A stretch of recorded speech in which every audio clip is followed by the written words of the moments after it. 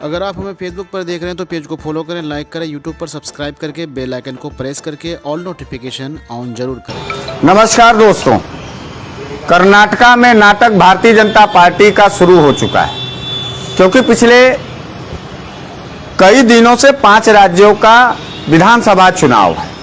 Bharatiya Janata party का हालत बड़ा पतला सा नजर आ रहा है।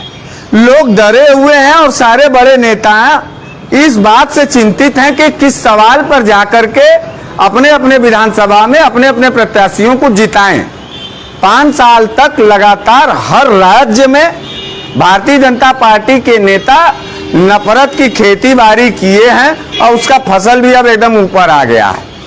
अब उसको जब काटने जा रहे हैं तो खुद उनका रूह कांप रहा है। इस तरीके का जल्लादी काम करने वाली भारतीय जनता पार्टी कर्नाटका में नाटक शुरू कर चुकी है। आपने देखा कि कल कर्नाटका के एक विश्वविद्यालय में विश्व हिंदू परिषद, बजरंग दल, आरएसएस और भारतीय जनता पार्टी के कुछ कार्यकर्ता भगवा झंडा लेकर के उस विद्यालय के अंदर एक लड़की के सामने प्रदर्शन कर रहे थे। उस लड़की का दोष इस हिंदुस्तान में सिर्फ इसलिए था कि वो अपने पुराने परंपरा, अपने देश के पुराने परंपरा का निर्वहन कर रही थी।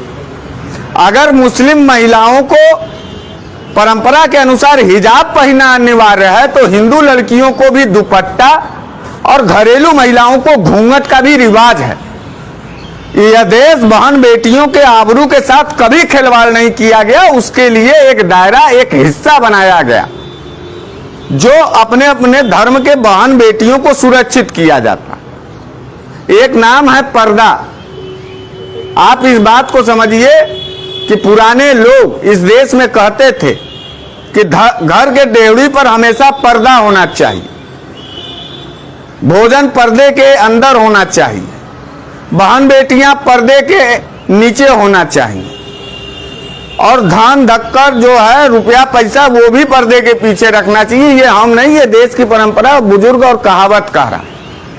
लेकिन ठहरे एकदम बिन बुद्धि के व्यक्ति, परंपरा नाम की कोई चीजें नहीं है और सारे बहेला लोगों को, बहेला मतलब आवारा लोगों को जुटा करके नशे के दम पर, कुछ पैसे के दम पर खाली हिंसा करा करके शासन सत्ता पाना, ये भारतीय जनता पार्टी का मूल उद्देश्य है, ये सोच है, ये नजरिया है।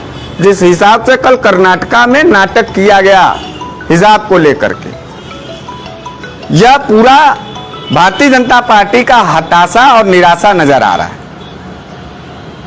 कुल मिला जुला करके देश के बहन बेटियों को आबरू और नंगा मत करो भाजपाइयों। क्यों गए थे श्री राम का नारा लगा करके?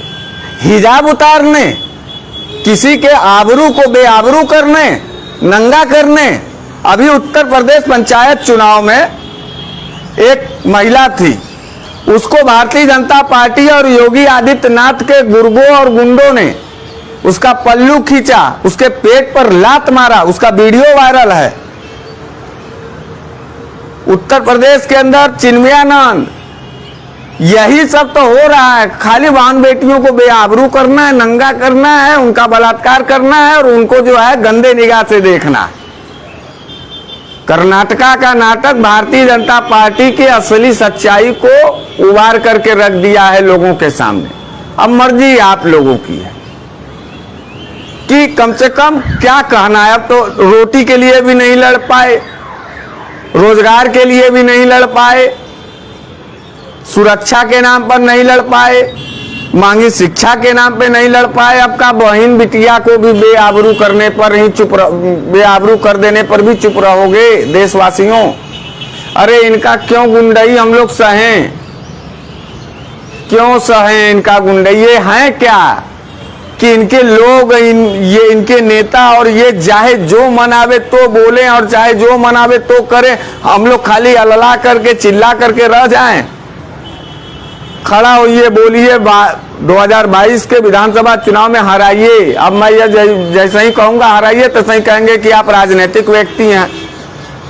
अरे हम राजनीतिक व्यक्ति हैं या नहीं है, लेकिन ये जो सवाल, जो नाटक आप देख रहे हैं, इसका जवाब तो यही ना तो है कि हथियार उठा लें, गोली बारी बम भक्कर तो चलाएंगे नहीं। कोई बहन बेटियों को नंगा करने के लिए इतना बड़ा प्रोटेस्ट हो रहा है और देश का प्रधानमंत्री बोल नहीं रहे हैं। जैसे लग रहा बहुत छोटी चीज है। देश के प्रधानमंत्री नरेंद्र मोदी को बोलना चाहिए था कर्नाटका के इस भारतीय जनता पार्टी के कुकृत्य के खिलाफ, बहन बेटियों के समर्थन में, चाहे वो हिंदू का बेटी हो, चाहे मुसलमान का बेटी हो, चाहे सिख का, चाहे बहन बिटिया तो बहन बिटिया ना। और मैं इस देश के बहन बेटियों से भी हाथ जोड़ करके एक निवेदन करना चाहता हूं।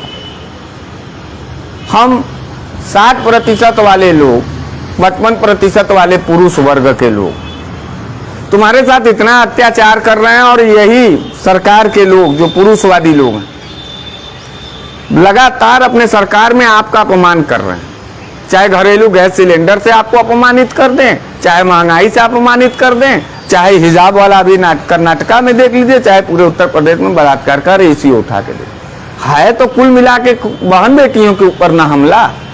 तो मैं, जो भी लोग हमारी बहन बेटियां इस वीडियो को देख रही हैं, मैं ये हाथ जोड़ के निवेदन करता हूं कि बहन बेटियां देखिए, अब आपको भी आगे आने की जरूरत है।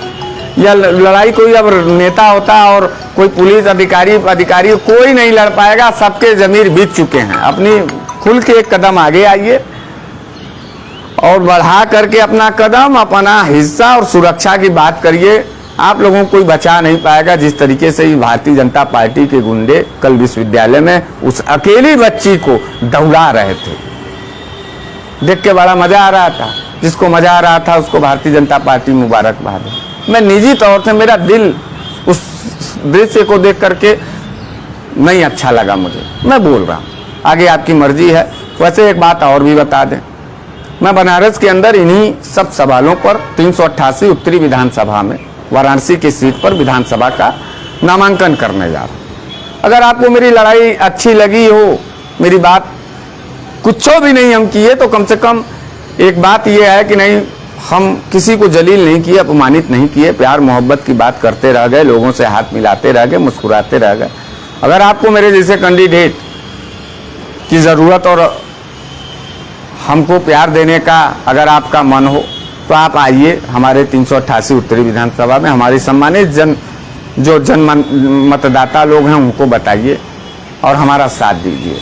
हम इस लड़ाई को आगे भी लड़ेंगे अगर आपका साथ मिलेगा। इसी उम्मीद के साथ जय हिंद, जय भारत, जय भारत।